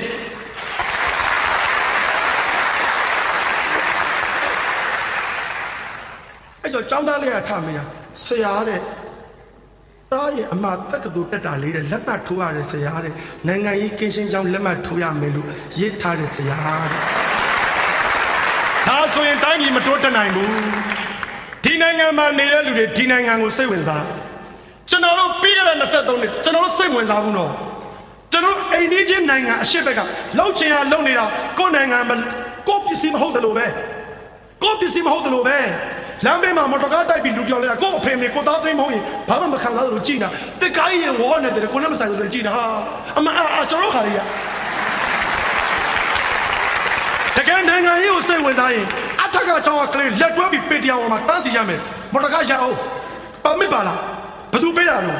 ကျွန်တော်တို့အတွက်ထားတာခင်ဗျားတို့နော်အဲ့လောက်ကြီးမခိုးနဲ့မခုံနဲ့ဗျာကျွတ်တို့လည်းချအောင်ကျောင်းသားတွေပြောင်းတင်နဲ့လက်တွဲပြီးတော့ပေတရားပေါ်မှာအခုမှတော့ပြောမနေနဲ့ရှိလည်းမရှိတော့ဘူးဗျာနော်ထားတော့နောက်ထပ်ကျောင်းဆရာရဲ့လက်လှလာဆရာကြီးဦးရဇတ်မန္တလေးမြို့မြို့သားထက်တန်းကျောင်းအုပ်ကြီးဗျာမက်ဒီလာသားကြီးပညာရေးဝန်ကြီး1898ဇန်နဝါရီလ20ရက်ဖွာလာအသက်49နှစ်ကြီး6ချက်တင်ပြီးကြာဆုံးခဲ့ရတယ်သူပြောတဲ့စကားတစ်ခုရှိတယ်ပညာရေးဖွံ့ဖြိုးမှတိုင်းပြည်ဖွံ့ဖြိုးမယ်ပညာရေးတိုးတက်မှတိုင်းပြည်တိုးတက်မယ်ပညာရေးညံ့ရင်တိုင်းပြည်ညံ့တယ် ပညာရေးစိတ်ကိုနည်းနည်းသုံးရင်ငြိမ်းချမ်းရေးနည်းနည်းပဲရမျက်ချီလောက်ပဲပညာရေးစိတ်ကိုသုံးရင်မျက်ချီလောက်ပညာရေးမျက်ချီလောက်ငြိမ်းချမ်းရေးပဲရပညာရေးဟာနိုင်ငံတစ်နိုင်ငံရဲ့ငြိမ်းချမ်းရေးလုံခြုံရေးနိုင်ငံတော်လုံခြုံရေးအတွက်နေသားမှာစောင့်နေကြတဲ့စစ်သားတွေနဲ့ထပ်တူကျောင်းဆရာမတွေဟာနောက်တန်းမှာနေတဲ့တနတ်မကင်ပဲမြေပြူခဲကင်ထားတဲ့စစ်သားကောင်းကြီးတွေကိုကျောင်းဆရာမလို့ခေါ်တယ်ဒီလိုပဲပညာရေးဖွံ့ဖြိုးလာမှကျမ်းမာတဲ့လူငယ်တွေရှိမှနိုင်ငံတော်လုံခြုံမယ်ဒါကြောင့်ပညာရေးဖွံ့ဖြိုးမှုဟာနိုင်ငံလွတ်လပ်ရေးနဲ့နိုင်ငံအရှိတည်တံ့ရေးဟာပညာရေးပေါ်မှာအခြေခံတယ်လို့ပြောခဲ့တယ်ကျွန်တော်တကယ်ပါအာဇာနည်ပုဂ္ဂိုလ်ကျောင်းဆရာကြီးတွေလက်ဟိုက်လို့ပုံနှုတ်ပြီးပြောလိုက်ချင်တယ်အဖေတို့အဖိုးတို့အဘတို့ခါချီစမ်းမှာဒီနေ့ကျွန်တော်တိုင်းပြည်အခြေအနေကိုပညာရေးစိတ်ဘယ်လောက်ပုံနေတော့လူတွေနိုင်ငံရေးတကယ်စိတ်ဝင်စားရလားခေါင်းဆောင်နေနေတာလာကြည့်အောင်ပုံနှုတ်ပြလိုက်ချင်တယ်ထားရဲမှာမကြည့်ရဲလို့သူတို့ကျွန်တော်သိတယ်နောက်တစ်ယောက်ကတော့ကျောင်းဆရာလေးဦးတဦးချန်တယ်ဗျဘိုးချုပ်အောင်ဆက်ရဲ့အကိုကြီးဥပဝင်းကျောင်းဆရာဘိုးချုပ်ကိုတော်တယ်လို့ခင်ဗျားတို့ပြောကြရင်ကျွန်တော်ကမေးချင်တယ်ဗျအဲ့လောက်ကြည့်တော့ဘိုးချုပ်ကတအားကြီးအမွှန်းမတင်ပါနဲ့ဦးတော်တာကျွန်တော်လက်သက်ခံပါမယ်ဘိုးချုပ်တော်မှာပေါ့သူ့ဆရာတွေမညံဘူးဗျဒီကလူငယ်တွေကိုညံ့တယ်လို့ပြောနေတဲ့ဆရာတွေဒီကလူငယ်တွေကိုတောင်းတယ်ပြောနေတဲ့မိဘတွေလူငယ်တွေညံ့ရင်လူကြီးတွေအသုံးမကျဘူးလို့ဝန်ခံတာပဲဘိုးချုပ်တော်မှာပေါ့သူ့ဆရာတွေတော်တာဟုတ်အနည်းဆက်ဆုံးအကိုကြီးဥပ္ပဝင်းသူ့ရဲ့အသက်14နှစ်ကြီးတယ်1901ဂျွန်လ17ရက်နေ့မွေးတဲ့သူသူ့ကိုကြီးဥပ္ပဝင်းကြောင့်အင်္ဂလိပ်စာတတ်တာတော့လမ်းမတောင်ပြောကြတယ်ကျွန်တော်အောက်ဒီအောက်ရွာလူတွေလေးစားတဲ့အချက်တွေအများကြီးရှိအောက်ဒီအောက်ရွာအင်္ဂလိပ်ချုံအစောကြီးဖြစ်တာဗျဒါကြောင့်အင်္ဂလိပ်ရှိရန်အင်္ဂလိပ်စာအရင်တတ်တယ်လွတ်လပ်ရေးချိုးဖောက်မှုသမိုင်းမှာအောက်ဒီအောက်ရွာလူတွေအများစုပါတယ်ပညာတတ်တအားပေါ်တဲ့အတိုင်းပြည်ကျွန်တော်တို့အထက်အညာဒေသ63နှစ်ပဲကျုံဖြစ်တာအင်္ဂလိပ်စကားကောင်းကောင်းမတတ်ခဲ့ဘူးတို့အညာဒေသစီးပွားရေးသမားသို့မဟုတ်စီးပွားရေးပညာရှင်နိုင်ငံရေးပညာရှင်တွေဘဏ်လုပ်ငန်းရှင်တွေတနည်းအားဖြင့်လူတော်တွေလွတ်လပ်ရေးချိုးဖောက်မှုမှာအောက်ပြအောက်သားတပုံကြီးပါခဲ့တာနော်တကယ်တော်တာထားတော့ပြောချင်တာဘိုးကျော်ဆန်းအကိုဥပဝင်းလက်တိတ်လာတယ်ကျောင်းဆရာဘွားတော့ကသူပြောတာတခုရှိတယ်ဒီနယ်ကွာတယ်မကြခင်လွတ်လပ်ရေးရမှာတဲ့နေပါအောင်တဲ့ကိုယ်နိုင်ငံရဲ့စီးပွားရေးနဲ့ကိုယ်နိုင်ငံရဲ့တရားစာတတွေကိုကိုယ်နိုင်ငံသူနိုင်ငံသားလက်ထဲမှာမထားပဲနိုင်ငံသားလက်ထဲထည့်ထားမှာတော့လွတ်လပ်ရေးရလဲဘာထူးမှလဲကွာတဲ့အဲ့တော့ဖတ်ပြီးတော့ကျွန်တော်ပြောမိတယ်ကွက်တိပါပဲဥပဝင်းရဲ့ကွက်တိပါပဲဒီနေ့လဲလွတ်လပ်ရေးတောင်ဆုံးရှုံးနေတယ်လို့ပါပဲလာတဲ့လက်တွေအများကြီးပဲဘုံအောင်ကျော်ရဲ့လက်တောင်းသားခေါင်းဆောင်နေရဲ့လက်ဘာညာပြောချင်တာအချိန်ကြည့်လိုက်တော့အချိန်ကစိတ်လာရောဗျနောက်ဆရာလာတော့ကျွန်တော်ကဘာလုပ်ပေးရလို့အတန်းထွက်ပြီးဆရာအတန်းအပ်လိုက်တယ်ကျွန်တော်ကိုကျွန်တော်တော်ကျေနပ်တယ်ចောင်းသားတွေကိုကျွန်တော်ပြောချင်တာပြောလိုက်ရလို့ចောင်းသားတွေလည်းဘူးတုတရလို့ကလေးတွေလည်းဘာပြောကိုယ်နိုင်ငံသမိုင်းခေါင်းဆောင်တွေအကြောင်းသိခွင့်ရလို့ကျွန်တော်ဒါနဲ့နေအောင်ပါလို့ဆရာဝင်လာပြီဆရာကြီးခဏလေးပြလို့ဆရာလည်းဘူးတုတရចောင်းသားတွေကိုကျွန်တော်လက်လာတဲ့အကြောင်းပြောနေတာလို့အာဇာနည်အကြောင်းလို့နေပါအောင်ညာခင်ဗျလက်လာအကြောင်းပြောတာအာဇာနည်နဲ့တချင်းခင်ဗျရလို့လားဘာတချင်းတော့မေလာမြိုင်တရားရတာပေါ့ဆရာလို့ကျွန်တော်ဆိုပြမယ်ဆရာနားထောင်ကြည့်အမေကထမင်းချက်နေတာကျွန်တော်ရေတောက်မလို့ဗျရေဦးလေးကိုသွားဟောဒီလိုရေလေးကိုတစ်ခွက်တောက်တကယ်တောက်လိုက်မယ်နော်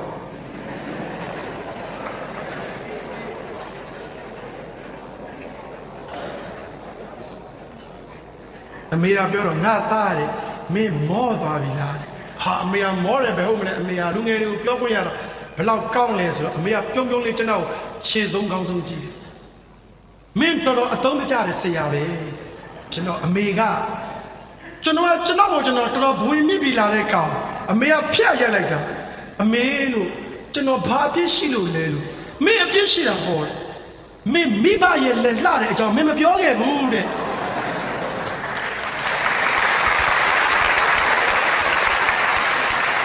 ဟုတ်သားဗျာအိမ်မှာကျွန်တော်အတွက်ထမင်းချက်နေတဲ့အမေရဲ့လက်ကိုလှောင်တယ်လို့ကျွန်တော်မပြောမိဘူးဟုတ်သားပဲမင်းစဉ်းစားကြည့်စမ်းအမေလက်ကလေးကြည့်စမ်းလှရလားတဲ့ကျွန်တော်ငုံကြည့်တာအမေကအသက်80ကျော်ဗျအရေတွေကတွန့်ပြီးအကျော်တွေကထောင်ပြီးမာနေတာ15-16နှစ်သမီးလက်နဲ့တော့တခြားစီပဲဗျကျွန်တော်လက်ကိုကြည့်လိုက်ပြီးတော့အမေကကျွန်တော်မျက်လုံးကြည့်တာ မင်းငါလက်ကိုမင်းမလာဘူးလို့မင်းထင်တာလားဒီမင်းငါသားလက်ကအရင်ပြလက်ကအယောင်ကိုမကြည့်နဲ့အဲ့ဒီလက်ထဲမှာရှိတဲ့တစ္ဆာတရားမေတ္တာတရားလောကကြီးကိုပြုပြင်ကောင်းအောင်ပြုပြင်စီရင်တဲ့ကိုယ်မင်းမြင်အောင်ကြည့်ဒီမင်းငါသားဒီလက်နဲ့မင်းမျက်ရည်ကိုငါတုပ်ပေးခဲ့ဘူးလေဟောဒီလက်နဲ့မင်းပါစတဲ့ကိုငါအချင်းချင်းထမင်းနေခွန်ကြွေးခဲ့ဘူးလေဟောဒီလက်နဲ့မင်းပကတ်ထဲကိုထည့်ပြီးအချင်းချင်းငါလွှဲပြီးတခဲ့ဘူးလေမင်းလဲကြသွားတိုင်းငါရဲ့လက်ကလေးနဲ့မင်းကိုခဏခဏထူမပေးခဲ့ဘူးလေအဝတ်တွေအချင်းချင်းရှော့ပေးခဲ့တဲ့လက်အိယာတွေအချင်းချင်းခင်းပေးခဲ့တဲ့လက်မင်းစဉ်းစားကြည့်စမ်းချောင်းပုတ်ပေးတဲ့လက်မင်းငါလက်ကိုမင်းမိဘလက်ကြမင်းလှတယ်မပြောဘူးဒီလိုပဲမင်းစဉ်းစားကြည့်တရတိခွဲကျွေးတဲ့အမေရဲ့လက်ကိုတော့မင်းကလှတယ်လို့မြင်ပြောအောင်မယ်ဒီတရက်ပင်ကြီးကိုစိုက်တာမင်းအဖေအရက်ခွက်ကလေးကင်တဲ့အတွက်မင်းအဖေလက်ကိုမလှဘူးမထင်နဲ့နော်မင်းစားတဲ့တရက်ပင်မင်းအဖေစိုက်တာရေချုပ်ပေးတဲ့အမေလက်ကိုလှတယ်လို့ပြောရင်စဉ်းစားကြည့်စီပင်သားယာကကလေးသေးပေါက်တယ်လို့မလာတခါပြတ်တယ်လေစီပင်သားယာရေကိုချင်းကြိုက်ခံပြီးပေပါတဲ့စင်အိုးနဲ့ထပ်ဖြစ်ပေးတာမင်းအဖေလက်လှတယ်မိဘလက်ကြမင်းကလှတယ်လို့မပြောဘူးအဲ့ဒီအချိန်မှာကျွန်တော်အိမ်ရှိကိုထီတယ်ဗျလက်တွန်းလဲလေးနဲ့တချင်းလေးနဲ့ထီရောင်းတာတချင်းလေးကတိုးတိုးလေးဖွင့်လာဗျအဲ့ဒီတချင်းသားကျွန်တော်ပရိုက်လိုက်တယ်လို့ပဲဗျာအမေပြောတဲ့အချိန်မှာအမေကတချင်းသားလေးလေးကြောက်ပြုံးပြီးကျွန်တော်မျက်နှာကိုကြည့်တချင်းကလူတိုင်းသိတဲ့တချင်းလေးပါဝမ်းကြဖုံငုံပန်းမုံဝဲရွယ်လွယ်မွေးခဲ့တဲ့မဟာမင်းမေဝါလည်းနှလုံးပကုံးလည်းနဲ့တက်ကမွေးခဲ့ပါတော့မွေးခဲ့ရှာတော့ကျွေးခဲ့ပါတော့သူရဲ့ကောင်းမေမေကျေးဇူးမြင့်မို့ဆယ်ပြန်မြင်တော့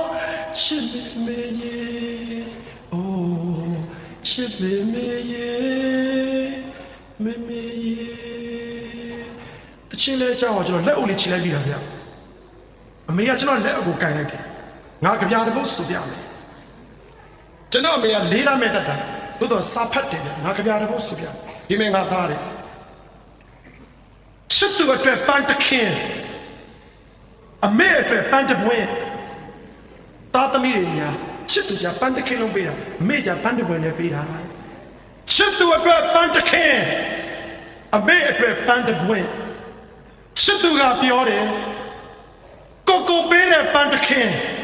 ရနံလည်းမသိဘူးတဲ့အမေကပြောလိုက်မယ်ရှင်ဘကအဲ့လိုပုတ်တာဗျတာပေးတဲ့ပန်းနိဗ္ဗာန်လမ်းနဲ့မလဲဘူးကွယ်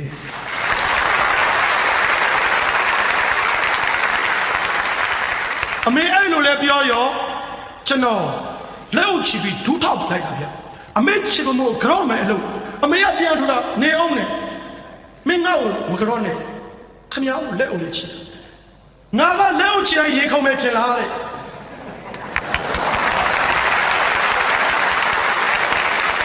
ဒီမဲ့ငါတို့မြန်မာတွေကလက်အုပ်ကိုတမိုးမထားဘူးဟဲ့တဲ့ကြောက်ရင်လည်းလက်အုပ်ချီရနော်တဲ့ကြောက်လို့ချီခဲ့တဲ့လက်အုပ်တွေငါတို့23နှစ်50တွေ့ခဲ့ပြီးပြီတဲ့ဒီလိုပဲငါသားတယ်လိုချင်ရင်လည်းလက်အုပ်ချီတယ်ဟဲ့ကျွန်တော်လက်အုပ်ချီရှက်လာပါဗျာနောက်တစ်ခုရှိသေးတယ်ဟဲ့မီယောဖလာအရာမကောင်းတတ်လို့တရင်ကျွတ်တို့တင်းချန်တို့မှာ1000တန်းတိတ်မုံလေးကြော်ပြီးမုံ9000တောင်းတဲ့ကြော်မျိုးနီးအဲ့ဒီလိုလက်မျိုးကလည်းစက်တည်းမရှိဘူးဟဲ့လက်အကြောင်းပြောလို့ပါအမေကကြောက်လို့ချီတဲ့လက်အုပ်တွေစက်တည်းမရှိဘူးလိုချင်လို့ချီတဲ့လက်အုပ်တွေစက်တည်းမရှိဘူးအစင်လာရချီတဲ့လက်အုပ်တွေစက်တည်းမရှိဘူးတပတ်လူရဲ့ဂုံကိုတိပြီးချီတဲ့လက်အုပ်ဟာလက်အုပ်ချီခံရတဲ့သူလည်းတင့်တယ်လို့လက်အုပ်ချီတဲ့သူလည်းစက်တည်းရှိတယ်မင်းလက်အုပ်တန်ဖို့မင်းတည်ငါကတော့ကျွန်တော်တော်ပြုတ်ကြပါကျွန်တော်ပါရိုက်လိုက်တာဟောဒီပါဇက်ကွာအမေအကြောင်းမပြောဘူးထိုင်ပြီးအမေတို့အမေကျေးဇူးအကြီးကျွန်တော်သိပါတယ်အမေကျွန်တော်လက်နဲ့အမေမျက်ရည်ကျွန်တော်တော့မပေးဘူးသေးပါဘူးကျွန်တော်လက်နဲ့အမေကိုစံပြုတ်ကလေး2ခါလောက်တော့တိုက်ပူပါတယ်အမေကျွန်တော်အမေကိုကတော့ပြီးတာပဲကွယ်အမေသမီးဆက်ချက်ဦးမယ်နောက်တကလူငယ်တွေပြန်မိဘလက်လာတော့နေပြောတယ်ဟုတ်ကဲ့အမေကျွန်တော်အမေကိုစားတာဝန်ကျေသွားပါပြီဒါနဲ့ကျွန်တော်က အဲ့ရပေါ်ရောက်ငါတော့ဒီနေ့ចောင်းသားတွေရှင်မှာကိုကျင်းတတ်ခဲ့တဲ့ညအမေပြောလိုက်တာနဲ့ငါမပြောတော့ဘူးကွာတော်တော်စိတ်ညစ်သွားတာကျွန်တော်အတော်ကြီးကိုစိတ်ညစ်သွားတာစိတ်ညစ်သွားတဲ့အချိန်မှာကျွန်တော်စောင်းတုံကျင်တာကိုနိုင်စော်ရေးတဲ့ကိုထုအိမ်တင်ရဲ့ဘာလို့လာဖီလို့ခေါ်မစောင်းအတူကြီးကျွန်တော်ဆွဲယူလိုက်တာလေထွေးတယ်လက်တိတ်လာတယ်ထွေးတယ်လက်တိတ်လာငါငယ်တော့ထွေးတယ်တချင်းတိတ်တိုက်တာထွေးတယ်1964ခုနှစ်ဇူလိုင်1ရက်မှာမွေးတာ2004ခုနှစ်ဩဂုတ်လ14ရက်နေ့မှာအေးဆုံးသွားတယ်သူငယ်ရွယ်နဲ့တိတ်ကြိုက်တယ်အသိမာနေခဲ့တဲ့ဟောဒီပေတရာဟောဒီလမ်းတွေပေါ်မှာထွေးတယ်အတန်ကြီးရှိတယ်ထွေးတယ်လက်တိတ်လာတယ်ထွေးတယ်ရဲ့တချင်းလေးငါဆိုချင်တယ်ကွာကျွန်တော်ဂီတာလေးကိုယူထွေးတယ်တချင်းကျွန်တော်ဆွဲလိုက်တာလေတချင်းတိတ်ကောင်းတယ်မြေတကူလိုအချိန်များစီစဉ်စေလူဘဝကိုဒိုးရရှိခဲ့တယ်လောကကိုပေးဆက်ဖို့ပဲဘဝအတွက်နှစ်သိမ့်ခဲ့ရေစံလေးဇန်ဒီခီချမ်းတဲ့လူဘဝတစ်ခုတော့အခိုင်အမာစောက်တည်မယ်တိတ်ကောင်းတာအတိတ်ပဲဂီတာတီးရင်းနဲ့ဟုတ်တယ်ဗုဒ္ဓဘာသာတွေဟောဒီမြစ်ထဲချောင်းထဲကိုတစ်ခါဆင်းပြန်တက်ခဲ့နောက်တစ်ခါဆင်းပထမရေမုန်းတော့ဘူးအချိန်လေးစီးစင်းသွားပြီငါတို့လူမျိုးတွေအချိန်မလေးစားဘူးစီဝေးလုံးတဲ့နေရာမှာလည်းအချိန်နောက်ကြတယ်လူကြီးလာမယ်ဆိုမနေ့ကလေးကစောင့်ရတယ်လာခြင်းတဲ့အချိန်မှလာတယ်စီးစင်းနေတဲ့အချိန်တွေကိုလွတ်ပြနေတယ်ဘတ်စကားပေါ်မှာကုန်တဲ့အချိန်လေး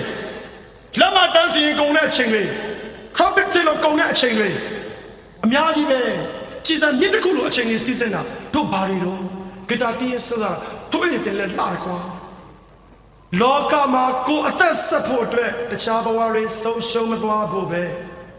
နှလုံးသားမှာသတိရှိနေအိုးဆုံးလို့ဖို့အသင်ပဲကောင်းတဲ့တချင်ညာလောကမှာကိုအသက်ဆက်ဖို့အတွက်တခြားဘဝတွေဆုံးရှုံးမသွားဖို့ပဲတချို့လေကိုအသက်ရှင်ဖို့တချို့ကိုအသက်ရှင်ဖို့ဒီကောင်းကိုတတ်လိုက်ဒီကောင်းလေးကိုအချင်းချထားလိုက်ပြည်ကြီးကိုအသက်ရှင်ဖို့တချို့များအလူအတန်းလောက်တာကြည့်ပြောတော့ဗုဒ္ဓဘာသာတဲ့လှူတာလေငါအလူမှာကြက်ကအကောင်100ဝက်ကဘယ်နှကောင်ရစ်ပူဇော်နာနဲ့တူနေတယ်ဗျာကျွန်တော်ဗုဒ္ဓဘာသာတွေကြည့်အောင်ကိုယ်သက်ရှင်ဖို့သူ့သက်တတ်တယ်ပြောတော့ဗုဒ္ဓဘာသာတဲ့လောကမှာကိုယ်သက်ဆက်ဖို့အတွက်တခြားဘဝတွေဆုံးရှုံးမသွားဘူးပဲနှလုံးသားမှာသတိရှိနေအိုးဆုံးလို့ဖို့တင်ပဲကိုရည်ရွယ်တာတွေမဖြစ်သေးလဲတန်တန်ရှင်းရှင်းနေတာအသက်ရှင်မယ်လူဘဝရာခဲလွန်လာတယ်ကိုဘဝကိုအလွယ်သုံးစားမလုပ်နဲ့တိတ်ကောင်းတာလူဘဝရာခဲတယ်လို့ဗုဒ္ဓဘာသာတွေတိတ်ပြောတာကိုဘဝရာခဲတယ်လို့သူ့ဘဝလည်းရာခဲတယ်ဆိုတာလူတွေသိဖို့လိုတယ်ဗျ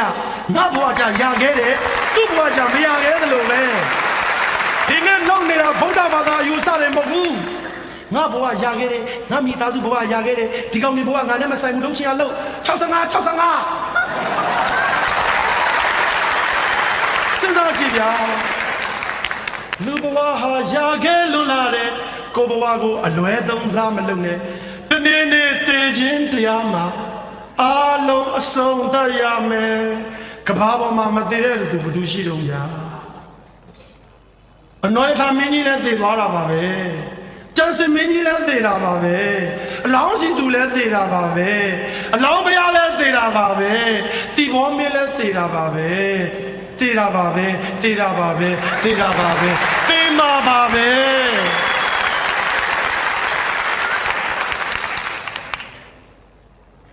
လူဘဝရာခဲလွန်လာတဲ့ကိုဘဝကိုအလွယ်သုံးစားမလုပ်နဲ့ဒီနေ့နေ့သေခြင်းတရားမှာအလုံးအဆုံးသတ်ရမယ်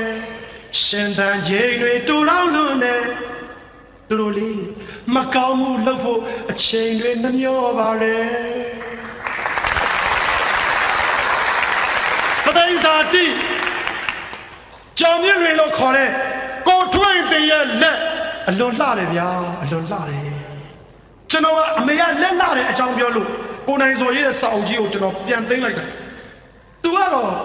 မကောင်းမှုလို့ကိုအချိန်နဲ့မျောတယ်လောကတူတောင်းနေတယ်ဘလို့လဲကွာငါအိတ်မယ်ဆိုအိတ်ကအိတ်လို့မရဘူးဗျဒါနဲ့ကျွန်တော်အိတ်မပြောတော့စာရေးဆရာပြီးပြီးသုံးဖို့စာဖတ်သူပြီးပြီးစာအုပ်တုပ်ဆွဲထုတ်တာပါပါလေးဗျ အဲ့ဒီစာအုပ်ကတော့ဂတ်မော်မြိုင်စာတန်းထင်တာပဲဟိုတခုဖြစ်မယ်ဗျခေါင်းစဉ်မရင်တော့ခွင့်လို့တော့ဆရာမင်းယူဝေပါတယ်ဆရာမောင်ထင်းပါတယ်ဆရာမင်းသူဝေပါတယ်ဆရာဇော်ကြီးတို့စာတွေပါတယ်စာပပလေးဗျကျွန်တော်အဲ့ဒီတနေရာလဲရောက်တော့ဆရာကြီးမင်းသူကိုရေးတဲ့အဲ့ဆဲလေးတို့စကပြေလေးတို့ဝတ်တူလေးဗျခေါင်းစဉ်ကဘာကြီးအောင်ညာတယ်အဲ့ဒါလေးကိုကျွန်တော်ဖတ်လိုက်တာဗျဟာဦးအောင်ချာလည်းမလာဘူးပဲကျွန်တော်ဖတ်ရင်းနဲ့ကျွန်တော်နည်းနည်းအားရှိသွားပြောပြအောင်မပေးတာကြီးဒီမှာကလေးတွေလည်းပါတယ်ဆိုလို့ပါဆရာကြီးမင်းတို့ကဗျာဆရာလို့ပဲမအောင်မင်းနဲ့တော့မလေးစကားကြီးလည်းရေးတယ်ဗျခေါင်းစဉ်ကဘာကြီးအောင်ညာတယ်တချင်းတောင်ရှိသေးတယ်တချင်းတောင်မဆိုတော့ပြောပြအောင်ဒီလိုဗျတခါတော့ကရွာတရားမှာဦးအောင်ချာလို့ခေါ်တဲ့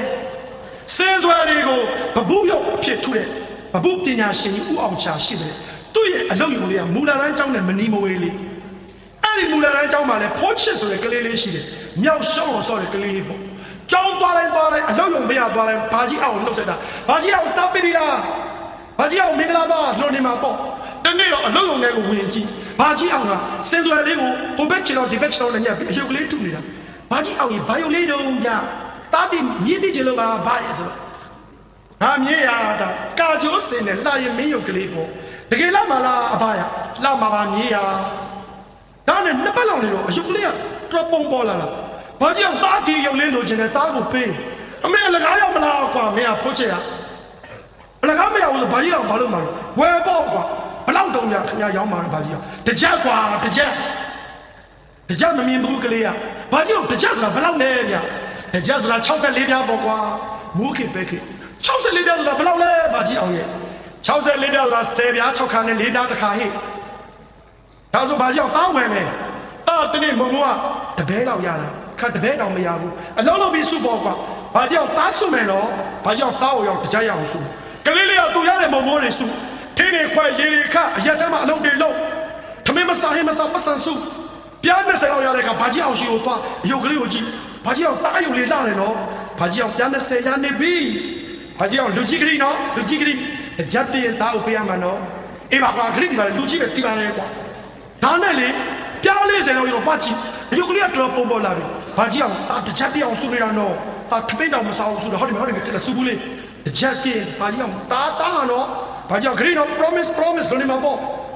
ပြား90တာလောက်လည်းရရောပြောနေပြီပြား60လေးပြားလောက်တော့တာဖိုးချစ်ကလေးကလည်းအလုပ်တွေလုပ်ပြီးဆူတာအယုတ်ကလေးကတော့ပုံပေါ်ပြီးလှနေပြီအယုတ်ကလေးလိုချင်လို့ဖိုးချစ်ကလည်းညအိမ်တော့အယုတ်ကလေးမြင်တာ तू ကလေးဆိုတော့ဆွဲပြီးဆွဲလိုက်ရပေါ့ဗျာအဲ့ဒီတော့ तू ပြား60လောက်ရတဲ့အချိန်ဘာကြီးအောင်ရဲ့အိမ်အလုပ်လုပ်ငန်းတွေကိုတကြီးနဲ့မြုပ်အောင်ဝင်သွားတာဗျ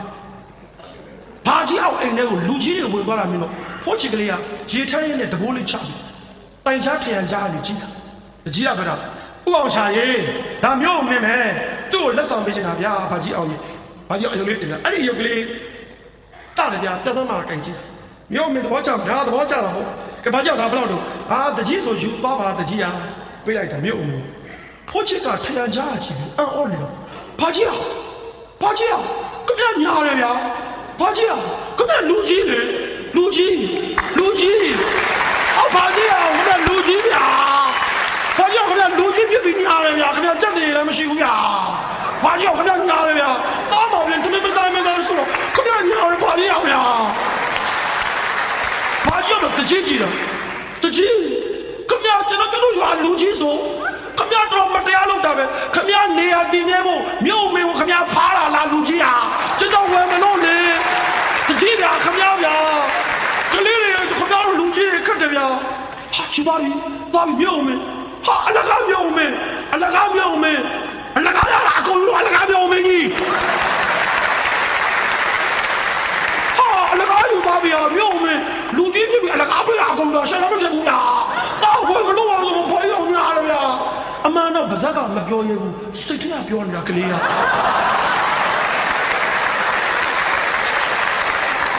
ကျွန်တော်အဲ့ဒီအချိန်ကလေကျွန်တော်ဖက်လက်စာစာအုပ်လေးကိုရပောက်ပေါ်တင်ပြီးဖိုးချစ်လေးကိုတနာသွားတာဗျာတနာရင်းနဲ့စာသင်ခန်းတွေကကလေးတွေတက္ကသိုလ်ကျောင်းသွားနေတဲ့ကိုယ့်တပည့်တွေမျိုးလုံးတွေကပြေးနေတယ်အိုးဟုတ်တယ်လူငယ်တွေကိုလူကြီးတွေတန်ဖိုးထားမှတိုက်ပြီးတိုးတက်မယ်လူငယ်တွေကိုလူကြီးတွေညာနေသေးတယ်လူငယ်တွေကိုနေရမပေးသေးတယ်လူငယ်တွေကိုတန်ဖိုးမထားသေးတယ်လူငယ်တွေကိုလူကြီးတွေကမ လေးစားသေးတဲ့၍အဲ့ဒီနိုင်ငံအဲ့ဒီအိမ်အဲ့ဒီတိုင်းပြည်ဘယ်တော့မှမတိုးတက်နိုင်ဘူးအိမ်တိုင်းကိုကြည့်လိုက်အိမ်တိုင်းကိုကြည့်လိုက်အဖေတွေသားသမီးကိုမလေးစားဘူးအရက်တောက်တယ်သားသမီးရှိအမေတွေသားသမီးရှိချဲထိုးတယ်အဖေတွေသားသမီးရှိကိုယ်ကိုပြစ်ခနဲ့ထွေးတယ်တခါတလေသားသမီးရှိအမေနဲ့အဖေရန်ဖြစ်တယ်သားသမီးမလေးစားတဲ့မိဘတွေရှိတဲ့အိမ်မတိုးတက်ဘူး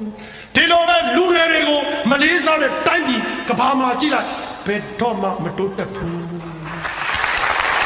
ကျွန်တော်နိုင်ငံလို့မပြောဘူးနော်ကျွန်တော်မပြောဘူးကျွန်တော်စဉ်းစားမိတာလေးကျွန်တော်စောက်ကလေးကိုချစက်ဖတ်တော့တနာစရာကောင်းလိုက်တော့ဖိုးချက်ကလေးကအစာရောဂါနဲ့တင်းပြီးတဲ့နောက်သူ့အုပ်ကူလေးကိုရွာထိတ်မှထားလာအချစ်ကူလို့ရေးထားအချစ်ကူဟာတကယ်တော့လူငယ်တွေအညာခံရလို့လူငယ်တွေစိတ်ဆင်းရဲပြီးတည်သွားတာလူငယ်တွေမျောလင့်ချက်မဲ့ခြင်းဟာနိုင်ငံတနိုင်ငံမျောလင့်ချက်မဲ့ခြင်းပဲဒါနဲ့ဗျာကျွန်တော်ကွာဥအောင်ချလက်မလာဘူးကဲဒီလိုနဲ့ကျွန်တော်ကလက်တွေတော့ပြောရင်တော့အများကြီးပဲကွာငါကြိုက်တယ်လေဘယ်သူလက်ရှိတော့ဟာငါကြိုက်တယ်လေဆရာတင်ဖို့လည်းကျွန်တော်သိကြိုက်တယ်ခဗျာဆရာစောကြည့်လည်းကြိုက်တယ်ဆရာကြီးမင်းတို့ဝင်လည်းကြိုက်တယ်အကုန်ကြိုက်တယ်ဗျာဆရာတင်ဖို့ခဗျာတော့ကျွန်တော်ကြိုက်တယ်ဗျာသူ့ခဗျာကြီးအများကြီးရတယ်ငါတို့ပြည်တီချီရစိတ်ထားမိုင်းစာဆိုပုဂ္ဂိုလ်သူကိုဖူးကြည့်ပါလားငါတို့ပြည်စာနေခွဲယောက်ျားအောင်စမ်းမောင်မင်းအောင်လေးကိုတွေးကြည့်ပါလားငါတို့ပြည်မှန်ဒီခွဲတရားသမိုင်းမြေခံကရွှေလံပိုင်ဆက်စစ်သားငယ်တို့တရားကိုအခြေတည်၍ငါတို့ပြည်အောင်လံတွေ့ငယ်တယ်ရှင်းကြည့်ပါလားစိတ်တင်မှုရေးခဲ့တဲ့ကြပြတစ်ကောင်တာတိုင်းပြည်ပြည်စစ်စိတ်ရှိအောင်အဲ့ဒီချိန်မှာကျွန်တော်ရဲ့သမီးလေးကတက်တရားရဖတ်စာတွေကအောင်ဆန်းစာနီကြပြလေးကိုသူဖတ်ရင်းနဲ့ကျွန်တော်အမေကဖေတဲ့ဒီကြပြရေးတဲ့သူနာမည်လည်းမပါဘူးနော်တဲ့ဖေတို့ကြပြမှာရေးတဲ့သူနာမည်ပါတယ်ဒီကြပြကြဘာလို့မပါတာလဲဟဲ့နဲ့အေးအဲ့လားမြန်မာလူမျိုးတွေမဟုတ်လို့နေမှာလို့မြန်မာစာပေမချစ်တဲ့သူတွေမြန်မာယဉ်ကျေးမှုလူရိုင်းဆိုင်နေတာဒီလိုပဲလို့လူတယောက်ရဲ့အဖြစ်ကိုကြည့်ပြီးသူ့နာမည်မထည့်ရဲလို့နေမှာလို့တကယ်တော့ဒါဆရာကြီးတင်လို့ရေးတာလို့တမီးတွေမှတ်ထားလို့ကျွန်တော်တို့ပြည်သူတွေရဲ့လက်လှသလားလမ်းပေါ်မှာအမိုက်ချတဲ့လက်ကျွန်တော်တို့ကိုယ်တိုင်လက်ပေးနေတဲ့လက်ယူနေတဲ့လက်ကျွန်တော်တို့လက်တွေ1990ရွေးကောက်ပွဲတုန်းကတစ်ချိန်လှပြီးခဲ့ပါပြီပြီးခဲ့တဲ့ဂျားပြရွေးကောက်ပွဲမှာလဲကျွန်တော်တို့လက်တွေလှကြောင်းပြခဲ့ပါပြီ2015မှာလာပြိုင်ပွဲကြီးကျင်းပပါလေဦးမယ်